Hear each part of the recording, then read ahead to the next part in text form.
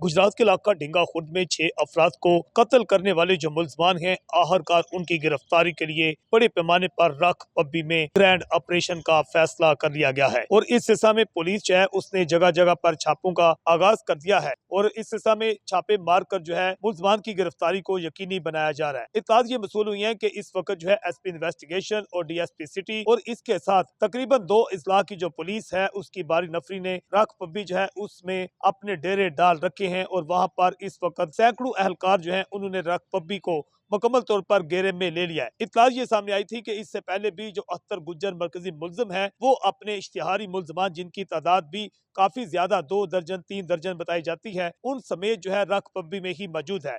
क्योंकि इससे पहले जो सोशल मीडिया पर वीडियोस जारी होती रही हैं उसमें देखा जा सकता था कि रख पब्बी में बैठकर ही वीडियो जारी की जाती थी, जिसमें इस 6 कत्लों का जो मुल्जिम है जहूर और जूरा उसकी आखिरी वीडियो भी रख पब्बी से ही जारी हुई थी, जिसमें धमकी अमेज जो पैगामात थे वो सामने आए थे। जबकि जो मरकजी मुल्जिम है अख्तर गुज्जर उसकी भी सोशल मीडिया पर एक पहले वीडियो वायरल हुई थी, जिसमें उसने ऐसा कुछ इंकशाफ किया था कि जिसमें वो बदला लेने की बातें कर रहे थे। दोनों ग्रुप जो थे एक दूसरे को चैलेंज करते हुए नजर आ रहे थे। जबकि दूसरी जानिब जो है अख्तर गुज्जर समेत 29 मुल्जमान उस FIR के थे, जिसमें 21 मुल्जमान हैं। एक मुल्जम जहूर गुज्जर उर्फ जूरा मारा गया था। और अब ये इत्तला सामने आई कि तकरीबन 7 जो है मशकूक अफराद की गिरफ्तारी कोई अमल में लाई गई है।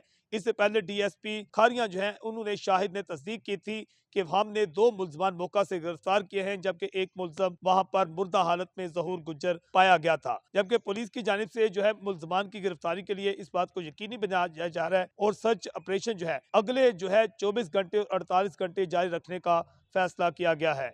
ADN से मैं हूँ आकाश नियाज़ी।